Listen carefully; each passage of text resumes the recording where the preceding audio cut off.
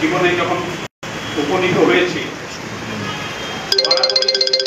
শিক্ষাঙ্গনে শিক্ষা প্রাঙ্গণে আমার কেটেছে। স্থায়ীভাবে একসময় ছাত্র ছিলাম, কখনো মাঝখানে কিছুদিন গবেষক ছিলাম, বাকি সময়টাই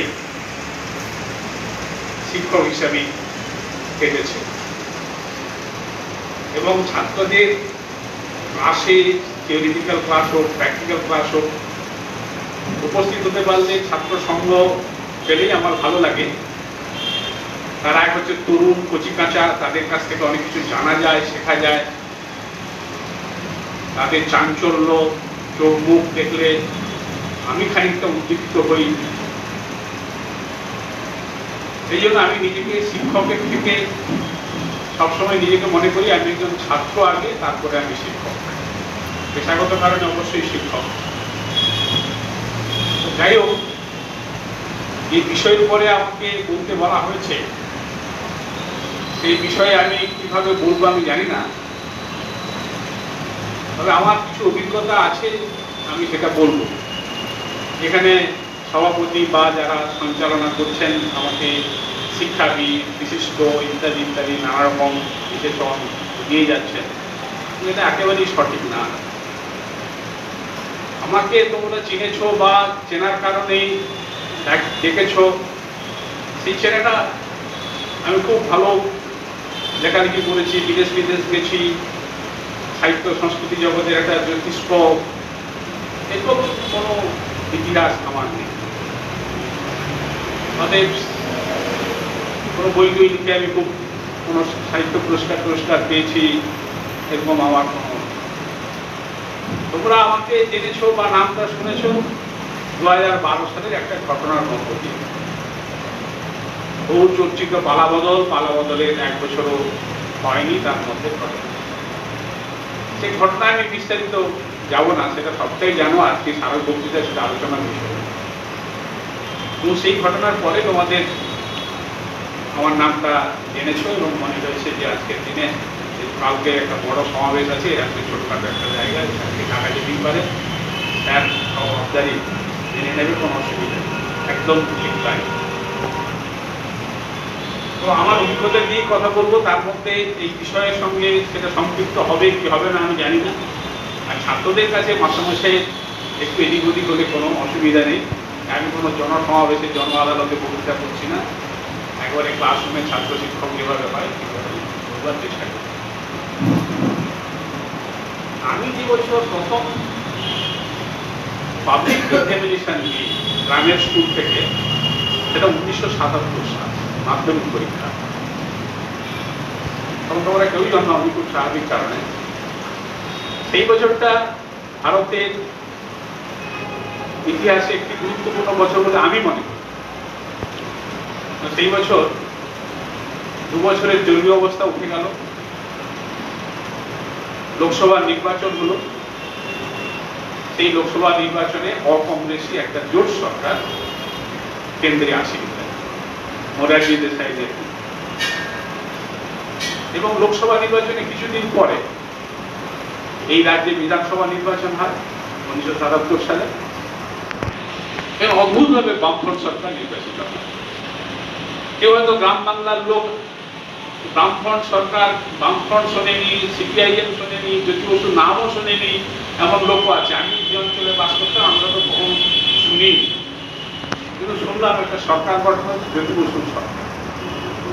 বামফ্রন্ট তখন গ্রাম বাংলার লোক খুলেরা চিন্তা করা জ্যোতি বসুর নাম হচ্ছে। এবং সেই কারণে যে বছর আমি মাধ্যমিক দিই সেই বছরে এই ঘটনাগুলো ঘটে। এবং তার পরের বছর 78 সালে ত্রিস্তরীয় পঞ্চায়েত নির্বাচন হয় বামফ্রন্ট সরকারের উদ্যোগে। এসব ঘটনা আছে।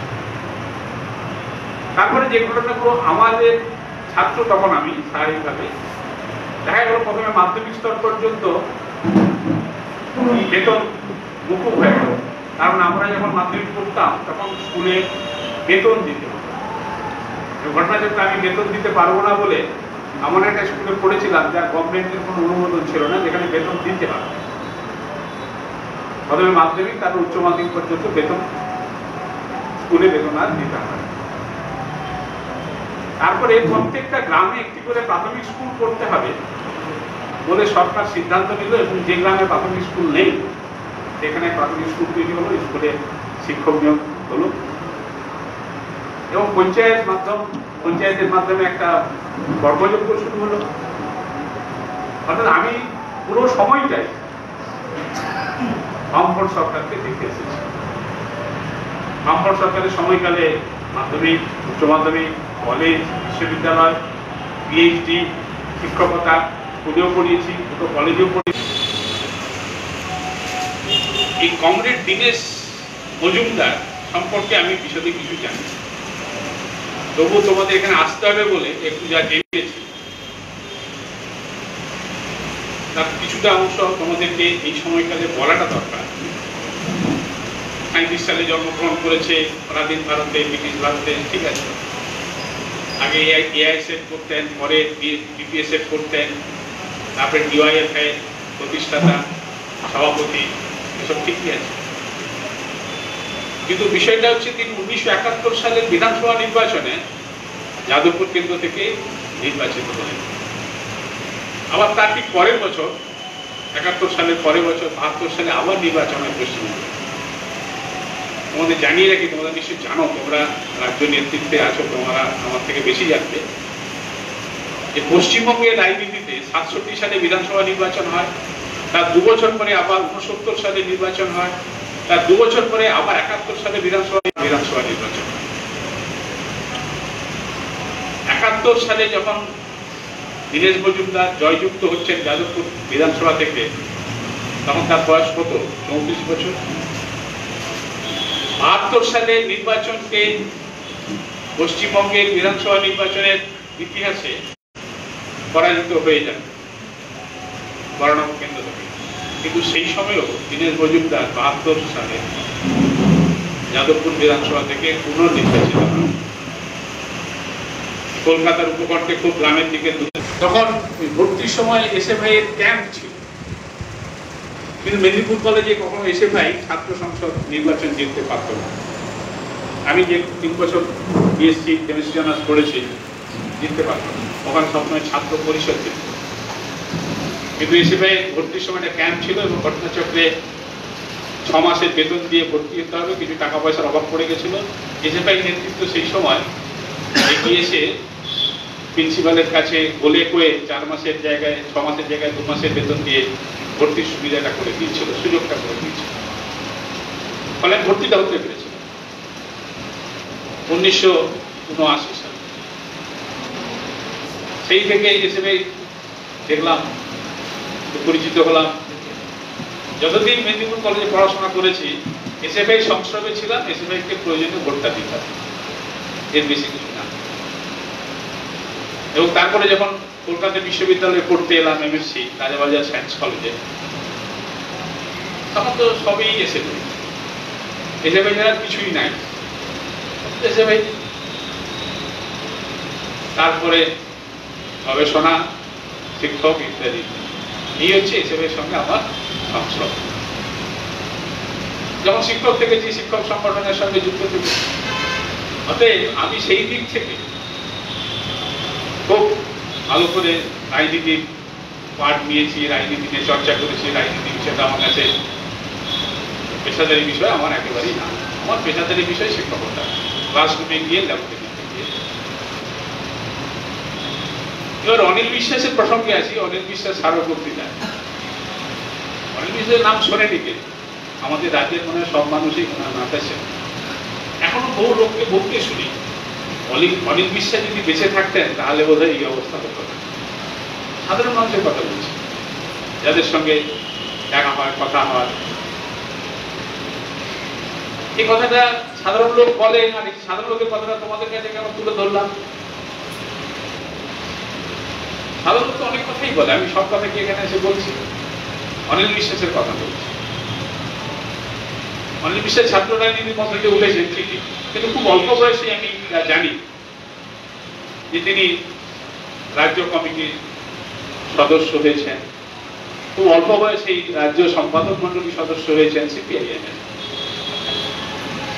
তারপরে তিনি গণশক্তি পত্রিকার এডিটর হয়েছেন, তিনি কেন্দ্রীয় কমিটির সদস্য হয়েছেন, তিনি রাজ্য সম্পাদক হয়েছেন সিপিআইএম এর, তিনি পলিট ব্যুরোর সদস্য হয়েছেন এবং 2006 সালে আকস্মিক অকাল মৃত্যু ঘটেছে বলা যায়, 62 বছর বয়সে। সেই 2006 সালে একটা নির্বাচন ছিল, নির্বাচনের প্রাক্কালে কিন্তু তিনি মারা যান। নির্বাচনের প্রস্তুতি নিচ্ছিলেন। তিনি তো আলিমুদ্দিন স্ট্রিটের রাজ্য দপ্তরে প্রায়শই সাংবাদিকদের মিট করতে হতো। তখন বামফ্রন্ট সরকারের যে জোট সরকার, তার যে মুখ্য দল সিপিআইএম, তার রাজ্য সম্পাদক প্রেস মিট করছেন, এই খবর তখন মোটামুটি আমাদের দেখতাম। খুব মজা করে প্রেস মিট করতেন, শান্তভাবে করতেন। এবং তিনি 2006 সালের যে নির্বাচনটা হয়, যেটা বলা যেতে পারে বামফ্রন্ট সরকারের 7ম যে নির্বাচন, সেই নির্বাচনের সময় তিনি বলেছিলেন যে 2006 কেন 2011 সালেও আমরা জিতব। একটা সাংবাদিক সম্মেলনে বলছিলেন 2006 নির্বাচন সম্পর্কে তো তাকে জিজ্ঞেস করেছি, সাংবাদিকরা বলেছেন 2011 সালেও আমরা জিতব, এই নিয়ে কোনো চিন্তা নেই। আমরা যারা একটু বামপন্থার প্রতি অনুগত, অনেক বিশেষকে আমার ব্যক্তিগতভাবে খুব ভালোই লাগতো। খুব মেপে চোখে কথা বলতেন, সমীচীন কথা বলতেন। এবং তিনি যখন রাজ্য সম্পাদক হলেন, মানে গণশক্তি পত্রিকার সম্পাদকের দায়িত্ব ছেড়ে রাজ্য সম্পাদকের দায়িত্ব গ্রহণ করলেন, সাধারণ মানুষ যে জিনিসগুলো ভাবে, আমি আবারও একটা কথা বলছি, সাধারণ মানুষ যে কথাগুলো ভাবে, সেই ভাবনারই তিনি সফল রূপায়ণ করতে থাকেন রাজ্য সম্পাদক হিসেবে। তিনি অনেক জায়গাতেই, অনেক জেলায় অনেক পরিবর্তন আনেন। অনেক সাধারণ লোককে জেলা স্তর থেকে আস্তে আস্তে উপর দিকে তুলে আনেন। আমি তাদের নাম বলছি না, তো সেটা একটা সাধারণ মানুষের কাছে একটা বার্তা দেয়। যাই হোক, সেই কারণে বহু মানুষের এখনো বলতে শোনা যায়, অনেক বিশ্বাস বেঁচে থাকলে আমাদের এই দশা হতো না। সাধারণ মানুষ তো আজকে খুব ভালো অবস্থায় নেই, কিন্তু শিক্ষাঙ্গন ভালো নেই, স্বাস্থ্য পরিষেবা ভালো নেই, পঞ্চায়েত ব্যবস্থা ভালো নেই, গণতান্ত্রিক অবস্থা ভালো নেই, শিল্প সম্ভাবনা নেই, কর্মসংস্থান নেই। বিপরীতে যা আছে সেগুলো তো গর্ব করে বলার নয়। চুরি আছে, দুর্নীতি আছে, কর্মহীনতা আছে, ভাতা আছে, এগুলো খুব গর্ব করে বলার বিষয়। মন্ত্রী জেলে ইত্যাদি ইত্যাদি। তো এরকম একটা অবস্থার মধ্যে আমরা আছি। এরপরে এই যে বিষয় নিয়ে আলোচনা, গণতন্ত্র না, শিক্ষা, গণতন্ত্র এবং সংবিধান এবং গণতন্ত্র, আমার থেকে তোমরা এই বিষয়ে আমার মনে হয় ভালোই জানো, আমার বিষয়তে বলার দরকার নেই। আমাদের যদি একটু আমাদের দেশের কথা আমরা বলি, কিন্তু দেশের কথা একটু না বললে সংবিধান, গণতন্ত্র, এই কথাগুলো উপর হয়ে যায়। আমাদের দেশ তো স্বাধীন হলো 47 সালে, প্রায় 190 বছর দেশটা পরাধীন ছিল ভারতবর্ষ। প্রথমে ছিল ইস্ট ইন্ডিয়া কোম্পানির হাতে প্রায় 100 বছর, তারপর ইস্ট ইন্ডিয়া কোম্পানি থেকে চলে যায় ব্রিটিশ পার্লামেন্টের হাতে সিপাহী বিদ্রোহের পরে। তারপরে 1905 সালে বঙ্গভঙ্গ আইনকে রাস্তার আন্দোলন করে 6 বছর পরে আটকে দেওয়া গেলেও কিন্তু দেশভাগকে আটকে দেওয়া যায়নি। এবং দেশভাগ হওয়ার ফলে যে যন্ত্রণা, যে ঝামেলা, সে এখনো কিন্তু চলছে। কি ঝামেলা, কি যন্ত্রণা, আমি তার মধ্যে যাচ্ছি না। তবে এখনো একটা আমাদের যারা এখন কেন্দ্রের শাসক দল তারা তো বলেই যে দেশটা তো ভাগ হয়েছে দুটো ধর্মের জন্য, একটা ইসলামিক রাষ্ট্র হবে আর একটা হিন্দু রাষ্ট্র হবে।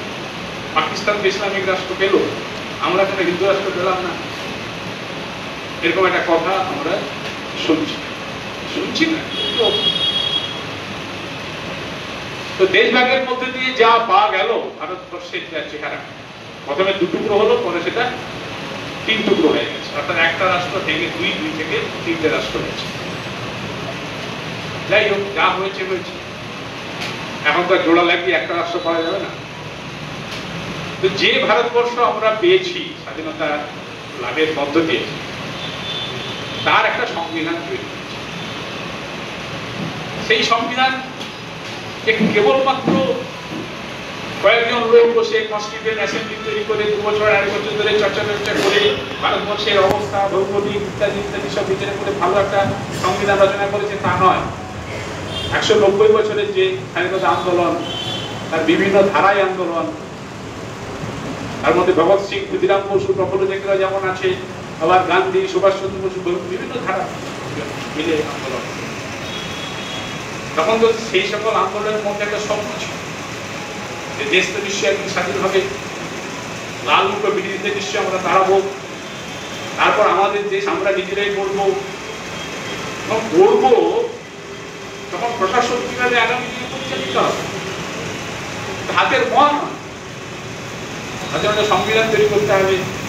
সেই সংবিধানটা এমন এক সংবিধান করতে হবে যে এত ভাষা, এত মত, এত পরিধান, এদেরকে একসাথে রাখাটা খুব গুরুত্বপূর্ণ। এবং সেই জায়গা থেকে ধর্মনিরপেক্ষ গণতান্ত্রিক সাধারণতান্ত্রিক রাষ্ট্র হিসাবে ভারতবর্ষের সংবিধান রচিত হবে। এই যে সাধারণতান্ত্রিক বা প্রজাতান্ত্রিক, আমরা সবাই প্রজাতন্ত্র দিবসটা খুব মর্যাদার সঙ্গে পালন করি, ন্যাশনাল হলিডে, সেদিকে খুব আল্লাহ তাল্লাহ করি, আনন্দ উৎসব যা যা করার করি। কিন্তু এই সাধারণতান্ত্রিক যে ব্যবস্থা, এই ব্যবস্থাটার মানেই হচ্ছে এটাই, যেটা সংবিধানের করে প্রথম লাইনেই লেখা আছে, we the people of India.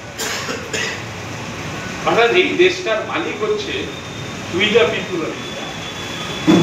We the Hindu of India, we the Muslim of India তা নয়, we the people of India. অর্থাৎ এই দেশটা হচ্ছে ভারতবাসী সকলে।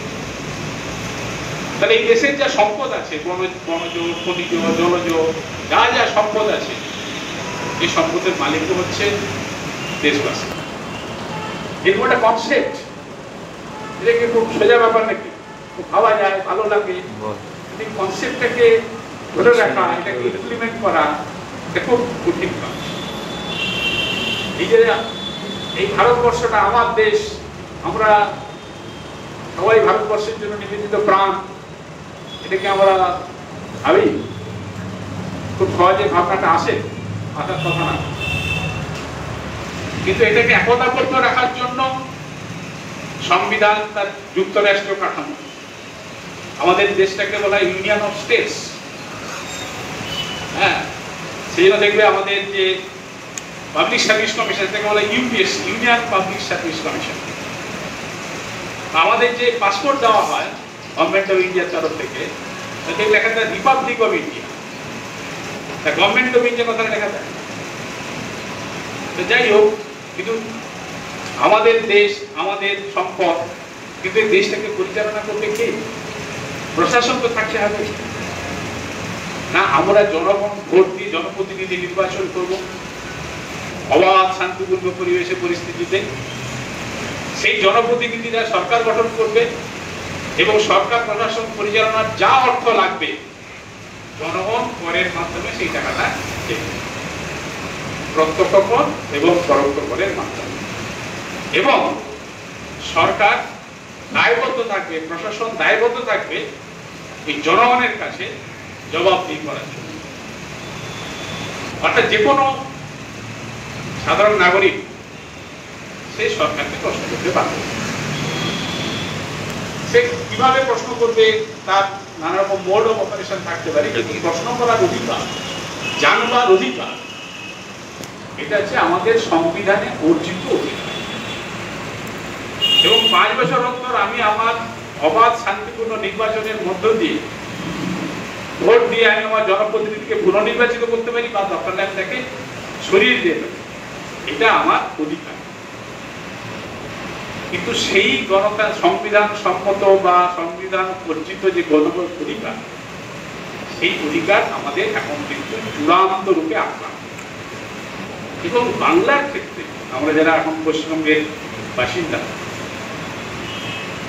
এই পশ্চিমবঙ্গের যে গৌরবজনক ভূমিকা, সাহিত্য, শিল্প, সংস্কৃতি, বিজ্ঞান চর্চা, কুসংস্কার বিরোধী আন্দোলন, সবকিছুতেই ইউরোপীয় নবজাগরণের পরে বাংলায় নবজাগরণ ঘটেছিল। সে রাজা রামমোহন রায়, বিদ্যাসাগর, চিরঞ্জীব, রবীন্দ্রনাথ, নজরুল, স্বামী বিবেকানন্দ, উৎপল দত্ত, হেমন্ত বিশ্বাস, সত্যজিৎ রায়, মৃণাল সেন, ঋত্বিক ঘটক ইত্যাদি ইত্যাদি, আচার্য কমলচন্দ্র রায়, আচার্য জগদীশ চন্দ্র বসু, সত্যেন্দ্রনাথ বসু, খুব মানুষের মতো। কিন্তু সেই বাংলায় 2011 সালে, যেটা অনিল বিশ্বাস বলেছেন আমরা 2011 সালেও জিতবো, কিন্তু তিনি 2006 সালের নির্বাচনটাও দেখে যেতে পারেননি। কিন্তু 2006 সালের নির্বাচন বাম সরকার ভালোভাবেই জয়যুক্ত হয়েছিল এবং সপ্তমবারের নির্বাচনে সর্বোচ্চ আসন লাভ করে বিধানসভায় শিল্প, কৃষি আমাদের ভিত্তি, শিল্প আমাদের ভবিষ্যৎ, এই স্লোগানে সাধারণ মানুষ সাড়া দিয়ে নির্বাচিত করেছিলেন। সেই নির্বাচনে এত ভালোভাবে জিতে আসার পরে তার 5 বছরের মাথায় 11 সালে ঘটনা ঘটে। এবার আমার অভিজ্ঞতা দিয়ে আবার একটুখানি বলি। আমি তো বললাম 77 সাল থেকে আমি যখন থেকে একটুখানি মানে স্কুল ছেড়ে কলেজে যাচ্ছি, বিশ্ববিদ্যালয়ে যাচ্ছি, সবসময় বামফ্রন্ট সরকারই দেখে যাচ্ছি। কিন্তু 11 সালের পরে দেখলাম বামফ্রন্ট সরকার চলে গেল। একটা ঘটনা তোমাদের বলি, এটা আমার বলাটা দরকার মনে হচ্ছে।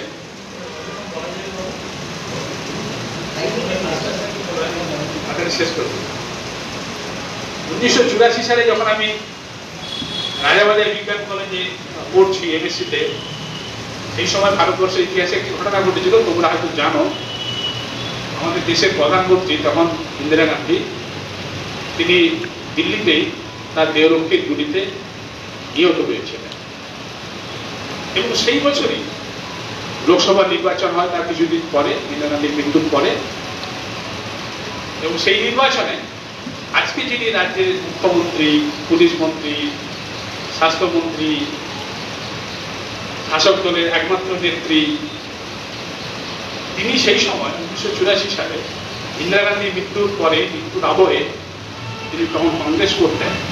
কংগ্রেসের টিকিটে যাদবপুর লোকসভা থেকে নির্বাচিত হয়েছে। আমরা তখন এমএসসি পড়ছি এবং এমএসসির পরে কি করবো, নিশ্চয়ই পিএইচডি কাজ করবো। পিএইচডি করতে গেলে কি করতে হবে সব ভাবনা চিন্তা করছি, অ্যাপ্লাই করছি, যা হয়। আর সেই সময় শুনলাম যে পশ্চিমবঙ্গ থেকে নির্বাচিত সাংসদ ডক্টর মমতা বন্দ্যোপাধ্যায়ের ডক্টরেট ডিগ্রিটাই সম্মানে করলাম। আমরা ডক্টরেট ডিগ্রি অর্জনের জন্য অ্যাপ্লাই করছি, রিসার্চ করতে হবে, ফেলোশিপ করতে হবে, পড়াশোনা করতে হবে। তার যখন ভাবনা চিন্তা করছি, তখনই শুনলাম যে বাংলা থেকে নির্বাচিত একজন মহিলা প্রথমবার সাংসদে গেছেন পশ্চিমবঙ্গ থেকে, তার ডক্টরেট ডিগ্রিটা ভুয়া।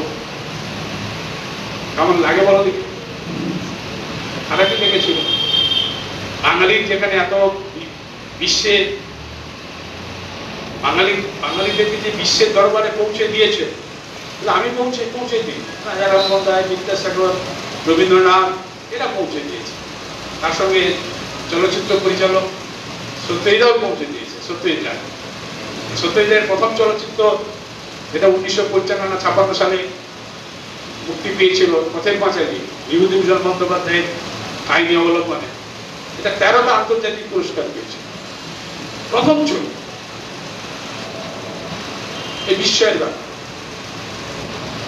যাই হোক, অর্থাৎ বিশ্বের দরবারে এসে চলচ্চিত্রে হোক বা যাই হোক পৌঁছে যাওয়ার লোক বাংলা থেকে অনেকে গেছে। সেই বাংলা থেকে এই নির্বাচিত সাংসদ তার ডক্টরেট ডিগ্রিটা। এইখানে কিন্তু বিষয়টা থেমে থাকলো, অনেক বিষয় আছে, আমি বিষয়তে বই যাব না। আমরা দেখলাম 2006 সালে 30শে নভেম্বর যখন সিঙ্গুরে কারখানা অনেকটা তৈরি হয়ে গেছে, আর কিছুদিনের মধ্যে এই টাটা ন্যানো কোম্পানির গাড়ি বেরোবে, পশ্চিমবঙ্গের শিল্প মানচিত্রে একটা বিশাল পরিবর্তন আসছে, কর্মসংস্থানের সুযোগ আসছে, পশ্চিমবঙ্গের অর্থনীতি আরো বিকশিত হবে। ততদিনে পশ্চিমবঙ্গে অনেক private engineering college under the umbrella of West Bengal university of technology তৈরি হয়ে গেছে, নানা রকম শিল্প কারখানা কর্মসংস্থান ইত্যাদি। তখন দেখলাম যে মমতা বন্দ্যোপাধ্যায় সংবিধানের বই হাতে নিয়ে বিধানসভা চত্বরে ঢুকলেন। বিধানসভা হচ্ছে গণতন্ত্রের একটা পীঠস্থান, যেটা আমরা আমাদের সংবিধানের নিয়মে বলি একটা আইনসভা। আমাদের সংবিধানের যে 3টে পিলার আছে, তার একটা যেমন এক্সিকিউটিভ প্রশাসন, দ্বিতীয়টা হচ্ছে লেজিসলেচার বা আইনসভা, যেটাকে বিধানসভা, লোকসভা, রাজ্যসভা এইসব। তিনি সংবিধানের বই নিয়ে বিধানসভা চত্বরে ঢুকলেন এবং তার অনুগামী বিধায়কদেরকে উত্তেজিত করে দিনের বেলায় প্রকাশ্যে টিভি ক্যামেরার সামনে আসবাবপত্র ভাঙচুর করলেন 2006 সালে। তোমরা তখন কত বয়স তোমরা দেখেছি জানি না, আমরা সেসব ভিডিও দেখেছি।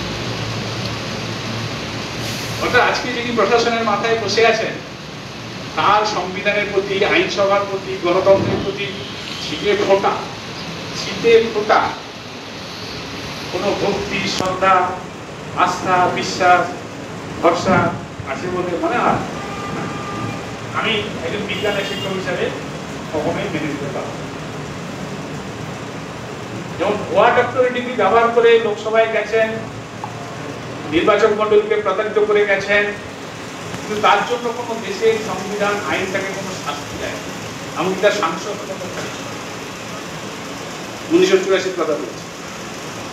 2006 সালে যারা ভাঙচুর করবে বিধানসভা, মমতা বন্দ্যোপাধ্যায় নিজে হাত লাগিয়ে ভাঙচুর করেননি, তিনি তার অনুগামীদের উত্তেজিত করে ভাঙচুর করেছিলেন। মমতা বন্দ্যোপাধ্যায়ের কোনো শাস্তি হয়নি। যারা বিধানসভা ভাঙচুর করলেন বিধানসভার প্রতিনিধি হিসাবে, তাদের কারোর কোনো শাস্তি হয়নি। কিন্তু 2011 সালে পালা বদলের পরে আমাকে কিন্তু লকআপে যেতে হয়েছে। আগে মার খেতে হয়েছে, মার মানে একবার 70-80 জন ভিড়ে ধরে চট, থাপ্পড়, লাথি, ঘুষি, কুৎসিত গালিগালাজ, প্রাণনাশের হুমকি, তারপরে আমাকে দিয়ে জোর করে পুঁচি লেখা বিক্রি নেওয়া, তাদের নির্দেশিত বয়ান অনুযায়ী। তারাই ফোন করে পুলিশকে ডেকে নিয়ে যান থানায়, এবং পুলিশ দলদাসের মতো থানায় নিয়ে চলে যান, মানে পুলিশ ম্যানেজার। এবার আমাদের যে সংবিধান, আমাদের যে প্রশাসন, আমাদের প্রশাসনের যে দুটো ভাগ আছে, একটাকে বলে সাধারণ প্রশাসন বা জেনারেল অ্যাডমিনিস্ট্রেশন, আর একটাকে বলে পুলিশ প্রশাসন বা পুলিশ অ্যাডমিনিস্ট্রেশন। এই ল অ্যান্ড অর্ডার ব্যাপারটা দেখে পুলিশ। নাগরিক অধিকার, নাগরিকদের নিরাপত্তা, চুরি ছিনতাই থেকে নাগরিক জীবনকে রক্ষা করা, তার জন্য সতত প্রবৃত্ত হয়ে 24 ঘন্টা জেগে থাকবে সংবিধানের নিয়মে দায়িত্ব নিয়ে, তারা হচ্ছে পুলিশ প্রশাসন। তোমরা কখনোই শুনবে না যে পুলিশের মানে থানা যেগুলো আর কি, লোকাল থানা, এটা সকাল 10টায় খুলে আর বিকাল 5টায় অফিস বন্ধ হয়ে যায়। যেমন রাইটার্স উইক, নবান্ন, একটা নির্দিষ্ট সময় খুলে নির্দিষ্ট সময় বন্ধ হয়, বা ন্যাশনাল হলিডে হলে সেদিকে পুরোটা ছুটি থাকে। কিন্তু থানা 24 ঘন্টা থানা অ্যাক্টিভ। চুরি, ছিনতাই, রাহাজানি, কেউ কাউকে মারধর করছে, কারো কোনো নিরাপত্তার অভাব, সেটা কোনো সময় দেখে কাল দেখে তো হয় না, সেই জন্য এটা 24 ঘন্টা অ্যাক্টিভ থাকে। নেচারে আমার উপর যে অপারেশনটা হয়েছিল সেটা রাত্রিবেলায় হয়েছিল। রাত্রিবেলায় তো চোর, ডাকাত, বদমাইশরা বেশি সক্রিয় থাকে, স্বাভাবিক কারণেই থাকে। সাধারণ মানুষ বিশ্রাম করে, ঘুমোয়, আলো টালো থাকে না, তখন এইসব কাজগুলো করতে সুবিধা হয়।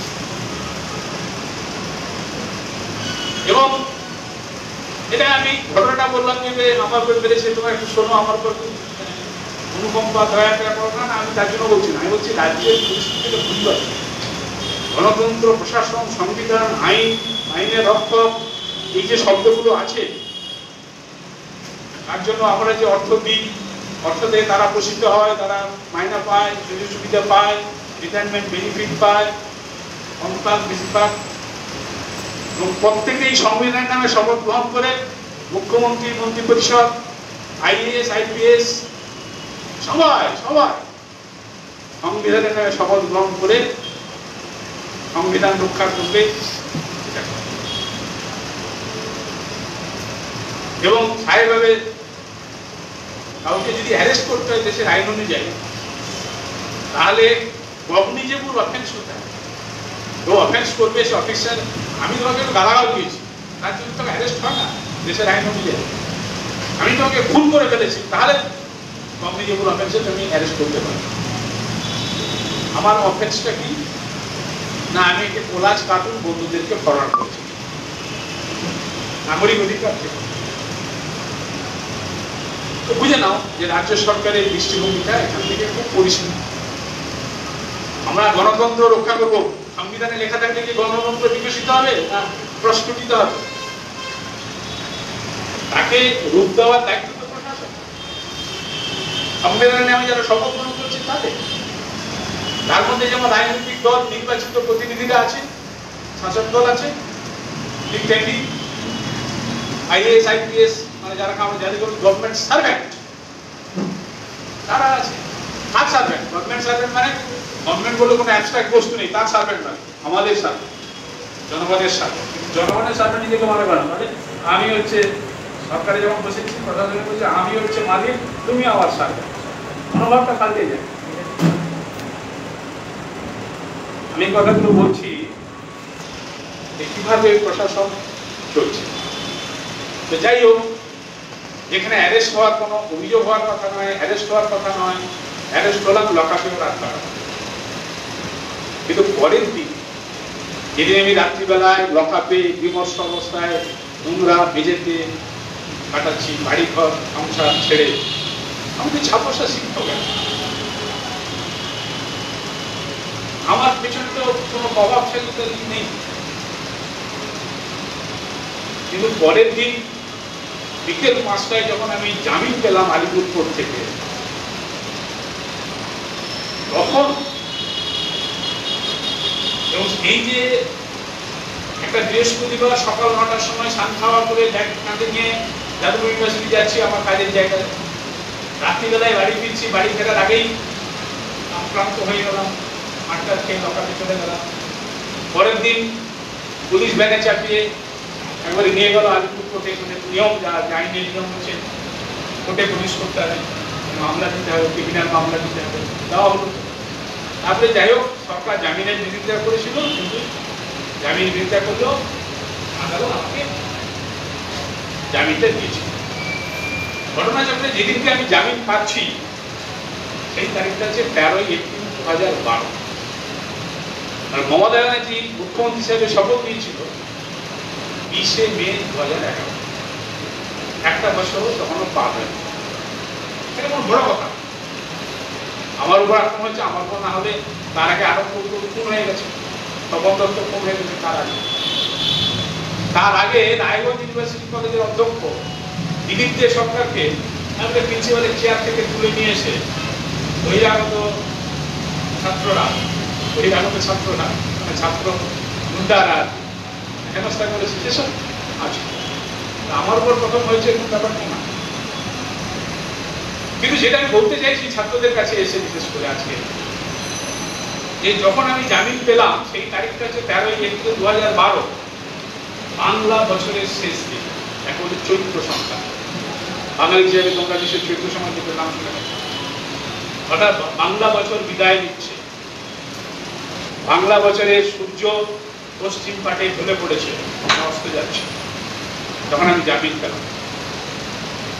সকাল 9টায় বাড়ি থেকে বেরিয়েছিলাম, আগের দিন রাত্রি, পরের দিন 5টা 5:30 সময় জামিন যখন বেরোই, পর্যন্ত ঠিক করছে, আলিপুর পর্যন্ত অপরিসর সব গলিগুলো ঠিক করছে। প্রচুর মানুষ, তার সঙ্গে প্রচুর টিভি মিডিয়া ইত্যাদি। আমাকে কানে কানে একজন মাস্টারমশাই যাদবপুর বিশ্ববিদ্যালয় আমাকে বললেন যে যাদবপুরের ছাত্রছাত্রীরা তোমার এই গ্রেপ্তারের প্রতিবাদে দুপুর থেকে মিছিল করছে। এইটা যখন আমার কানে একজন মাস্টারমশাই দিলেন, আমার চেতনায় একটা পরিবর্তন হলো।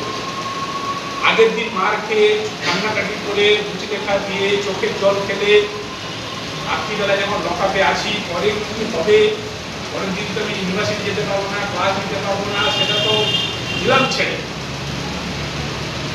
কিন্তু আমার যদি চাকরি ডানা থাকে, আমি যদি যেরকম সাধারণ মানুষ শুনেছি যে পুলিশ কেস টেস হলে চাকরি থেকে বিদায় হয়ে যায়, চাকরি চলে গেলে আমার পরিবার আছে, 2 সন্তান আছে, তারা পড়াশোনা করছে কলেজ স্কুলে, কি হবে?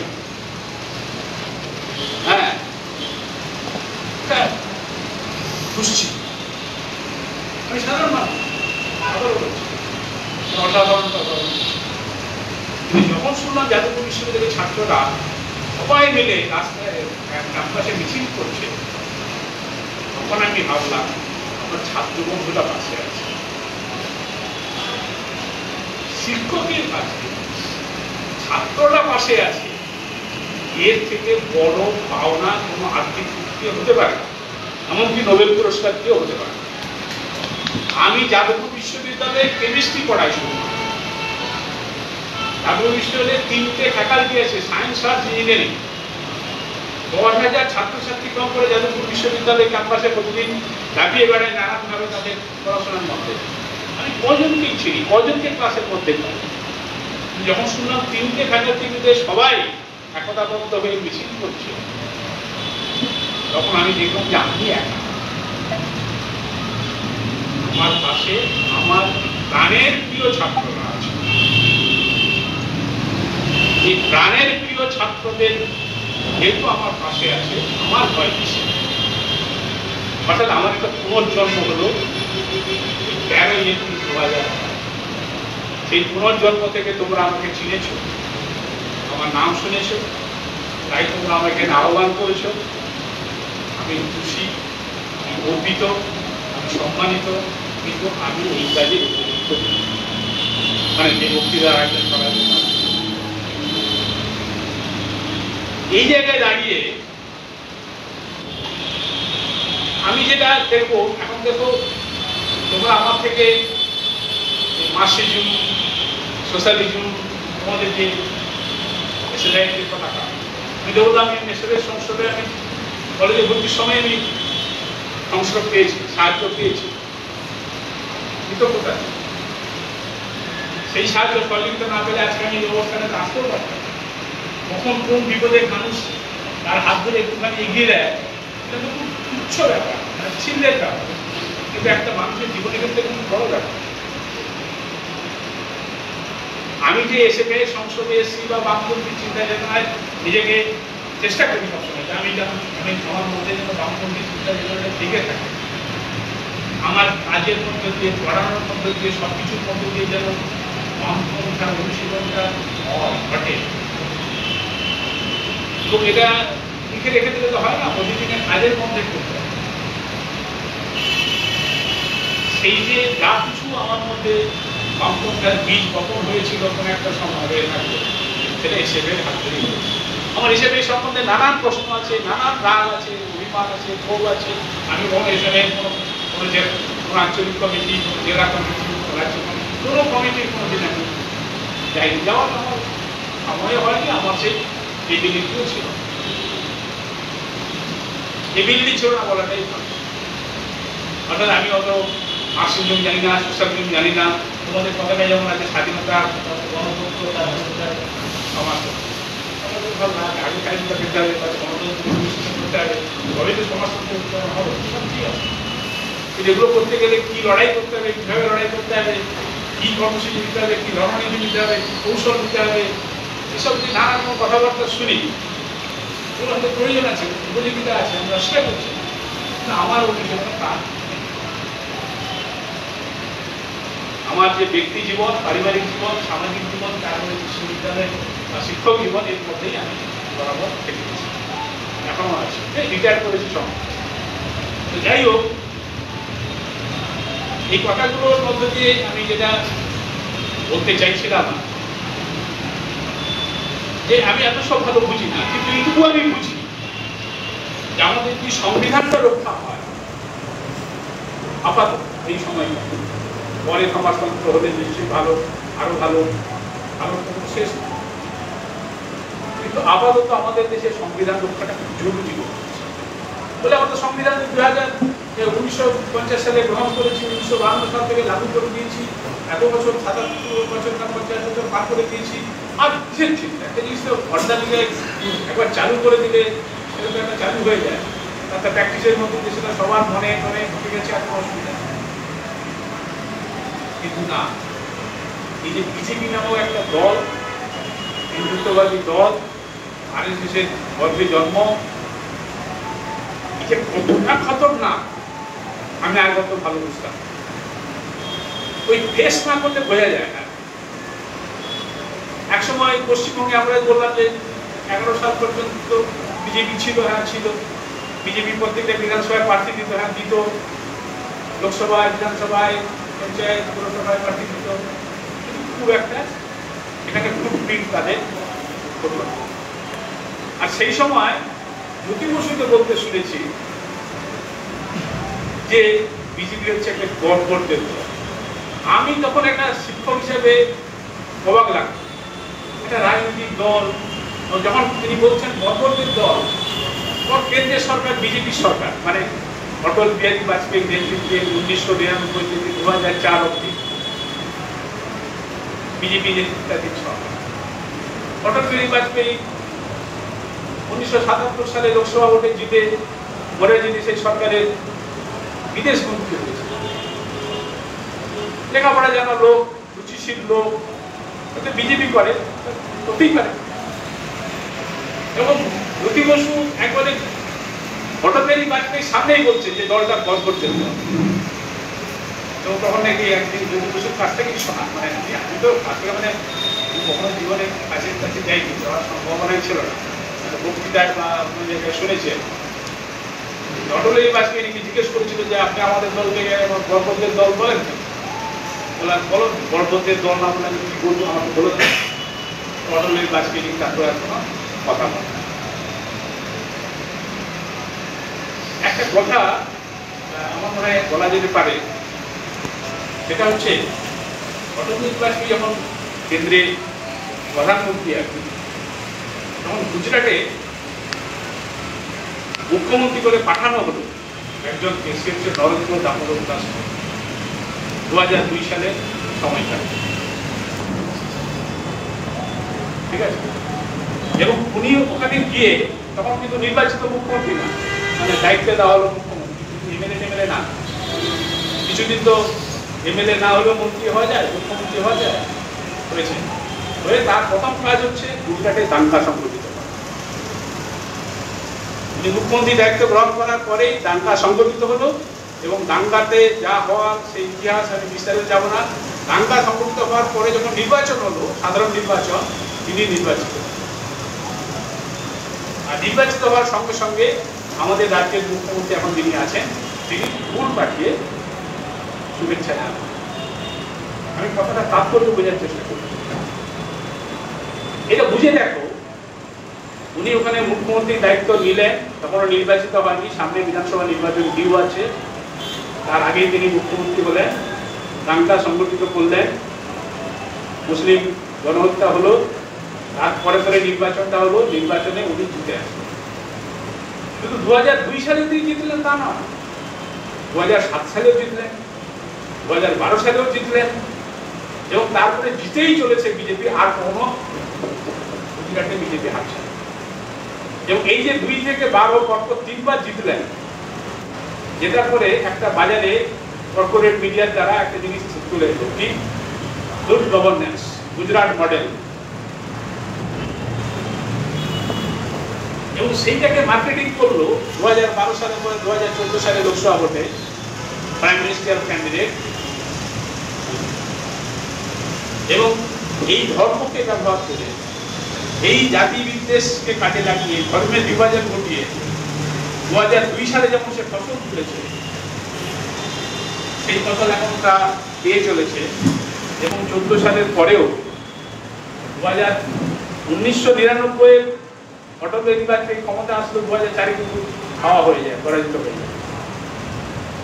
কিন্তু মোদীর নেতৃত্বে সরকার 12 সালের পরে 19 সালে পুলওয়ামাকে কাজে লাগিয়ে, 24 সালে রাম জন্মভূমিকে কাজে লাগিয়ে, যেভাবে হোক সে কিন্তু দ্বিতীয়বারের জন্য প্রধানমন্ত্রী হয়েছে। আমি কথাটা এই কারণে বলতে চাইছি, যুক্তি দিয়ে, বিজ্ঞান দিয়ে, বুদ্ধি দিয়ে একটা মানুষকে বোঝাতে যতটা শ্রম লাগে, সময় লাগে, ধর্মের উস্কানি দিয়ে, সুশ্রী দিয়ে মানুষকে অনেক খেতে পারে। অর্থাৎ বামপন্থীদের কাজটা অনেক অনেক, এবং এই 2026-এর এখানে নির্বাচনের প্রক্রিয়া দিতে আসছে না। কিন্তু তোমরা যারা ছাত্র রাজনীতি করো,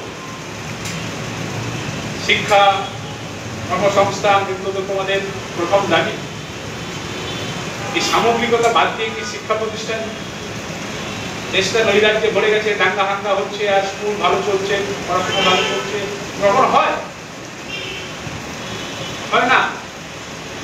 তোমরা যদি সত্যজিৎ, আমি খুব সত্যজিৎ ভক্ত, সত্যজিৎ রায়ের জনরণ্য বলে একটি ছবি আছে, দেখবে সেই ছবিতে পরিষ্কার দেখাচ্ছে যে পশ্চিমবঙ্গে 70-এর দশকে শিক্ষা ব্যবস্থায় চরম নৈরাজ্য। কবে পরীক্ষা হবে, কবে ফল প্রকাশ হবে, কোনো কিছু ঠিক নেই। আমার দাদা আমার থেকে বয়সে 17 বছরের বড়, 71 সালে উচ্চ মাধ্যমিক বোর্ড হায়ার সেকেন্ডারি পরীক্ষা করেছিল, কাঁধে ব্যাগে বই নিয়ে পরীক্ষা হয়েছে। এটা মফস্বলের জায়গা থেকে। তাহলে কলকাতা শহরে কি হচ্ছিল সেই সময়, তার একটা সেলুলয়েডের পর্দায় ধরা আছে। একেবারে জনরণ্য ছবির প্রথম সিনেই দেখবেন, সত্যি এটা কোনো গল্প, মানে গাঁজাখুরি গল্প দিয়ে কোনো সিনেমা করে বা এমন কোনো তথ্য তিনি হাজির করেননি তার সিনেমায় যেগুলো গাঁজাখুরি আছে মোটেই। এবং তার প্রভাব 70 দশকের যে নৈরাজ্য, তার প্রভাব আমি ব্যক্তি জীবনে ফেস করেছি। কি ফেস করেছি? আমি 1982 সালে বিএসসি পাস করার কথা, হাতে মার্কশিট পাওয়ার কথা, আমি পেয়েছি 83 সালে। আমার 84 সালে এমএসসি পাস করার কথা, আমি মার্কশিট হাতে পেয়েছি সেপ্টেম্বর 1985 সালে। প্রায় 1.5 বছর সেশন পিছিয়ে গেছে। তাহলে আমি চাকরি পাওয়া সবকিছুই পিছিয়ে গেছে এবং অনেক সমস্যা হয়। আমি যে কথাটা বলে এখনই শেষ করবো, আর বেশি কথা বলবো না।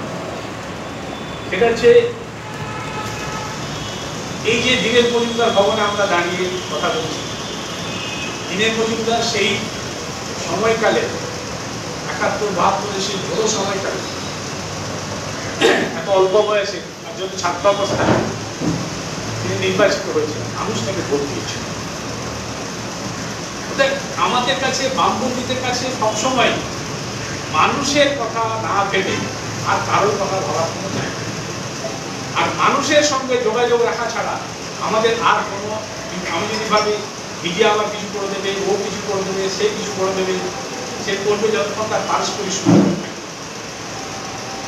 কিন্তু যারা ডিস্ট্রেস, খেতে খাওয়া মানুষ, যাদের হারাবার কিছু নেই, হাঁটলেই রোজগার, মেহনত দিলেই রোজগার হবে, রোজগার হলে আমি খেতে পারবো, করতে পারবো, সে হচ্ছে মার্কসিজম বোঝে না, ক্যাপিটাল কি গ্রন্থ বোঝে না, তার কাছে তোমাকে যেতে হবে। বিজ্ঞানের কথা বলে, যুক্তির কথা বলে, মানুষের মধ্যে বিভেদ নয়, ভালোবাসার সম্পর্ক দিয়ে তাদের সঙ্গে মিলেমিশে থেকে এই রাজ্যকে, এই দেশকে, গণতন্ত্রকে, সংবিধানকে রক্ষা করতে হবে। এবং এই রক্ষার দায়িত্ব আমি শিক্ষক হিসাবে, পুরো শিক্ষক হিসাবে আমি সবসময় ছাত্রদের উপরে ভরসা করে এসেছি। আগামী দিনেও আমার সেই ভরসা থাকবে এবং এই ভরসা কখনই কখনো অনেক সময় পেছতে হয়। এখন যেমন তোমাদের ছাত্র, একটু আগে শুনছিলাম যে ছাত্র সংগ্রাম পত্রিকা বার করতে অসুবিধা হচ্ছে, একসময় তো অসুবিধা হচ্ছে, একসময় ছাত্ররা এই করতে ক্যাম্পাসে কোনো অসুবিধা হচ্ছিল না, কারণ বামপন সরকার করছিল, হয়তো সব জায়গায় জিততে পারতো না। আমি মেদিনীপুর কলেজের কথা বলছি, আমি মেদিনীপুর কলেজে 3 বছর পড়েছি, এসএফআইকে ভোট দিয়েছি, মনে প্রাণে চেয়েছি এসএফআই জিতুক, জিততে পারে। কিন্তু ওখান থেকে বেরিয়ে আসার পরে পাস টাস করে বেরিয়ে আসার পরে পরে শুনেছিলাম যে ওখানে প্রায় ছাত্র সংসদ পেয়েছে, শুনে ভালো লেগেছে। আমরা থাকতে থাকতে সেটা সম্ভব হবে। অর্থাৎ এই রাজ্যের এবং কেন্দ্রের দুই সরকার আমরা একবারে মানে গাঁদা কলে পড়েছি। এই সময় চৌকি পরীক্ষা দেওয়া হয়, সুসময়ে অনেকেই বন্ধু হয়, সুসময়ে অনেক কিছু করা যায়। এই যে দুঃসময়, চারিদিকে আক্রমণ, ধর্মের নাম দিয়ে আক্রমণ, গণতন্ত্রের নামে হত্যা, যা হচ্ছে সব জায়গায় দাঁড়িয়ে বুক চিতিয়ে 18 বছর বয়সীদের কাছে সবাই বেশি প্রত্যাশা করে। আমি শিক্ষক হিসেবে বেশি প্রত্যাশাই করছি এবং আশা করি এই দীনেশ মজুমদার, অনিল বিশ্বাস এরা যে ত্যাগ তিতিক্ষার মাধ্যমে মানুষের কাছে গিয়ে মানুষকে সংঘবদ্ধ করে মানুষের কল্যাণে কাজ করার চেষ্টা করেছে, সেই চেষ্টাটা আশা করি এসে ভাই আগামী দিনে করবে। অনেকটা সময় নিলাম, অনেকটা বৈদ্য ছুটি ঘটালাম। এই ছাত্রদের ছটফটে ভাব আছে আমি জানি, পাশে গিয়ে আমি পড়াতে গিয়ে আমি লক্ষ্য করি, সেরকম খানিকটা সেরকম লক্ষ্য করছি। তার জন্য কোনো অসুবিধা নেই, ছাত্ররা একটু দুষ্টুমি করবে, কিন্তু ছাত্ররা আবার বুক চিতিয়ে রাত জেগে সিলিন্ডার কাঁধে নিয়ে ডেড ভলেন্টিয়ারে কাজ করতে পারে। আশা করি আগামী দিনে করবে। আমরা সেই আশায় রইলাম। এই পুরোরা যদি কোনো কাজে লাগে আছি। ভালো দেখো।